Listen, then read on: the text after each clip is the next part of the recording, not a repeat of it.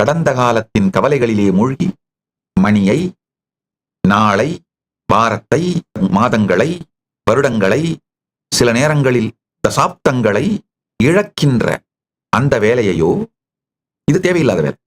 அல்லது எதிர்கால கற்பனை கனவுகளில் மூழ்கி அந்த கனவுகளே சுகம் என்று கனவு சுக போதையில் சிக்கி காலத்தை கழிப்பது, இதுவும் தேவையில்லாத வேலை.